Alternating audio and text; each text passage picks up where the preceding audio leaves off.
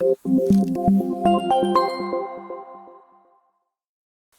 what's up guys? Paulo Munoz here and welcome back to this mini series of masking tips and tools for ZBrush. In this video, I'm going to cover the Transpose masking tool, which is fantastic. And there's tons of different applications for this feature, this brush in ZBrush, but I'm going to show you how I use it for both organic and more hard surface stuff. So let's go ahead and jump straight into it.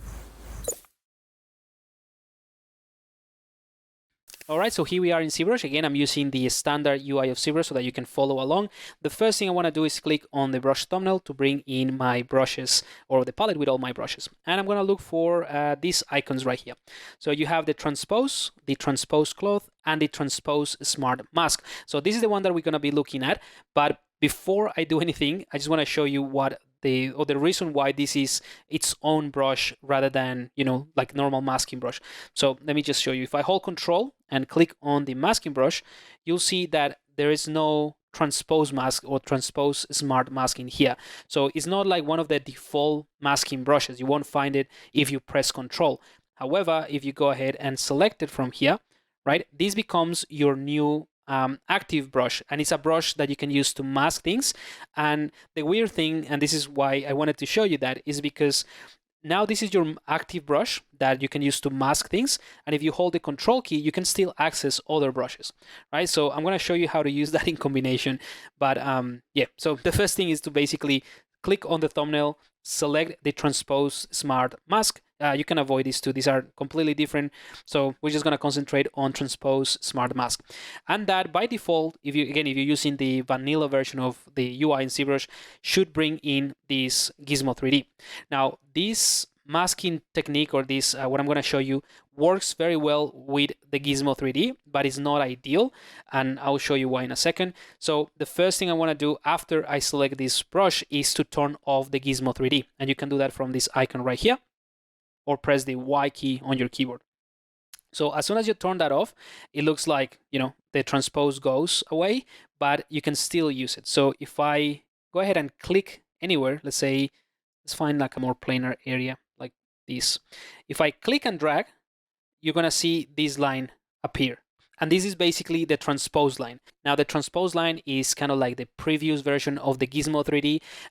The Gizmo 3D, this one right here, is a little bit more streamlined and easy to understand, but this one is incredibly powerful. So if you want to spend time playing around with this, again, to move things around, because you can move things, you can skew things and rotate things, all with this Transpose Master, is really, really powerful.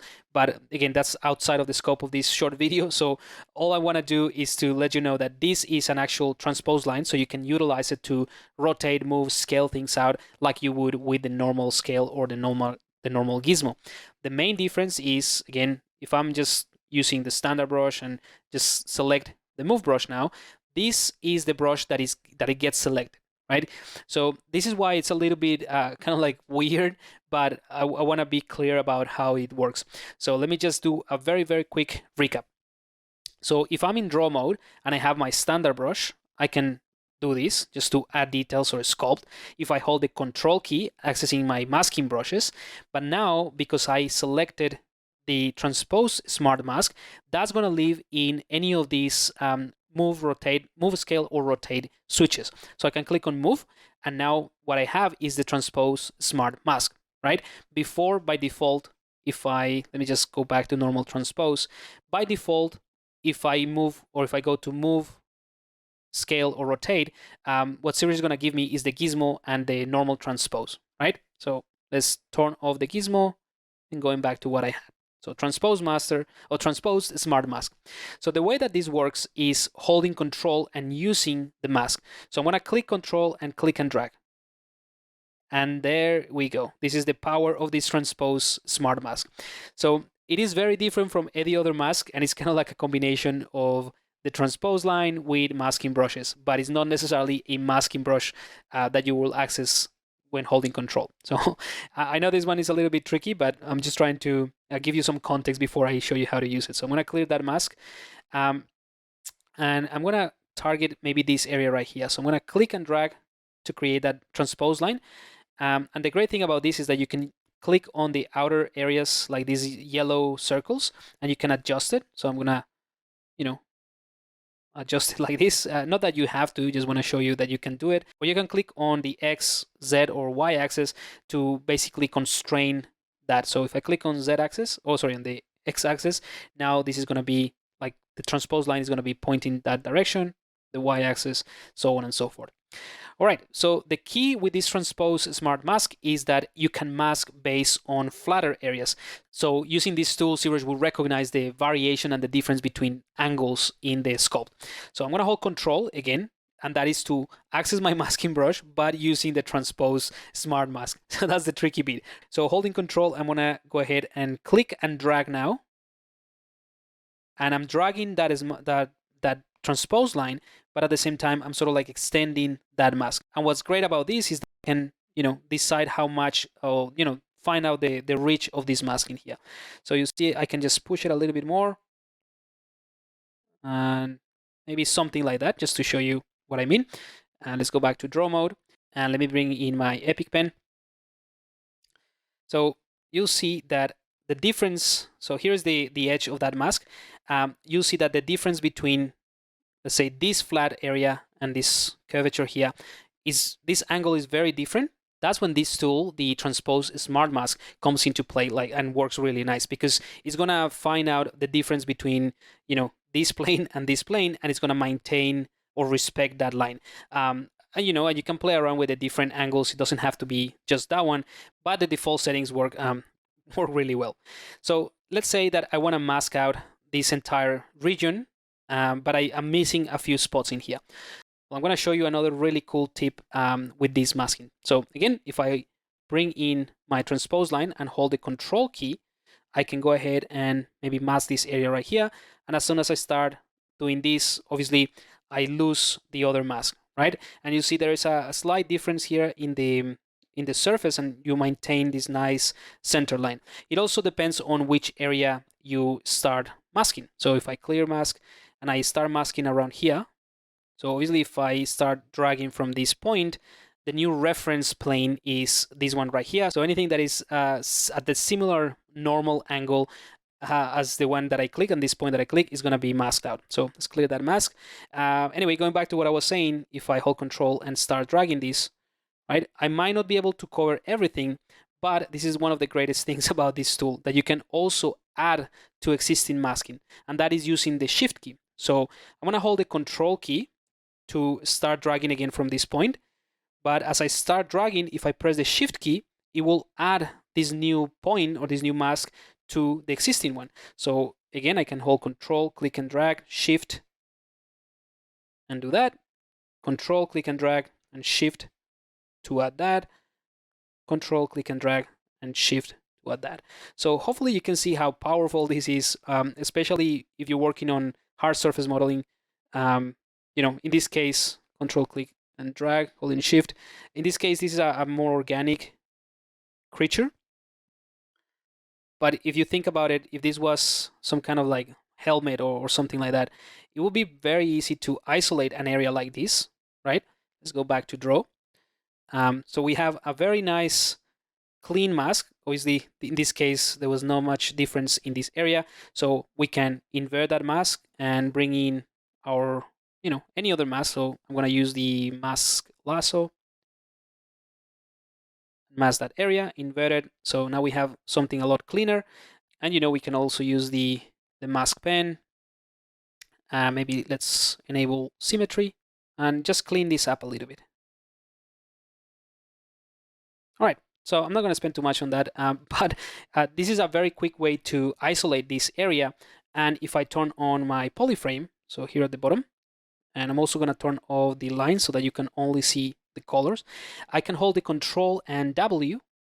And that's another great thing about masking in ZBrush, that you can select a specific mask and create a mask with the tools and the tips that I'm giving you in this series. And once you have the mask that you want, you can hold Control and W, and that is the shortcut to create a polygroup. You can do the same thing from the polygroup palette. So you don't have to use the Control W, it's just, I think it's a lot easier. So if you have a mask like this, you can also click on Group Masked, and that basically creates a polygroup based on that. But let's go ahead and go back. And the reason I wanted to show you this additional tip in this video is because once you have a very well-defined set of polygroups, you can utilize this for a whole bunch of other things. So obviously you can hold Control and Shift to isolate it and hide a specific polygon, or you can, simplify this area. You can hide it, mask it again, bring everything back, so you can reconstruct that mask. And like I said, this is something that is very powerful for hard surface modeling. But if you're doing a creature and then you want to do, I don't know, a helmet or something for this creature, in the same fashion, you can have the mask. Again, we have polygroups, and this mask area, you can go ahead and let's go to the subtool, subpalette, go to extract, and we can click on extract, click accept, and that creates, let's also clear the mask on the head. That creates a new piece of geometry. We can see it in solo mode based on that mask with polygroups as well, that we can go ahead and polish. And this one can turn into a helmet. But that's pretty much it. So let's go ahead and remove that. Turn this off. So hopefully you can see the value on the Transpose Smart Mask. So as a quick recap, all you have to do to utilize the Transpose Smart Mask is to go to the brush palette, select the Transpose Smart Mask. That would automatically select the move, scale, or rotate. Make sure that you turn off the gizmo. And with this selected, hold the Control key and drag. That's it. And you can add more. Let's say, let's go back here. Click and drag to start adding, and you can just leave it there, rotate around, go again, hold Control, click and drag, hold the Shift key to add more. And just one last little tip that I can give you is that you can also remove pieces of the mask with the Alt key. So let me just add a bit more. So Control, click and drag, holding Shift just to add a bit more. But let's say that I made a mistake and I went a little bit overboard in this area. You can do the same thing. You can hold Control, click and drag, right? Now, instead of just holding Shift to add more, you can hold the Shift and the Alt key at the same time, and that would remove that mask. Right? So I know that this is, it becomes a little bit more cumbersome and complicated when you have to use multiple modifiers, but it's just very simple using the tools in ZBrush. So Control to access the mask and mask that area, Shift to add that mask or to add to that mask, and Alt to remove it. So the only difference is that you have to use them at the same time. So again, Control, click and drag, holding Shift now after starting the drag. And then if I want to remove some of these areas, the same thing, hold Control and click and drag. That would start the process of masking a new area. If I hold Shift, I'll make sure that I'm masking, I'm adding to the mask. But if I want to remove instead of adding, I'm going to hold the Alt key as well. So now I'm pressing Control, Shift, and Alt at the same time. All right, so that's it for this quick tutorial. Hopefully you have found this tutorial useful. Again, this Transpose Smart Mask is one of the most powerful things or tools in ZBrush to define a mask. Now, in the next video, I'm going to cover how to create masking from polypaint and using polygroups to create masking. So from polypaint to polygroup to masking, and it's just a fantastic way to keep isolated pieces, and it's just another great way to have control over your sculptures. So I'll see you in the next video.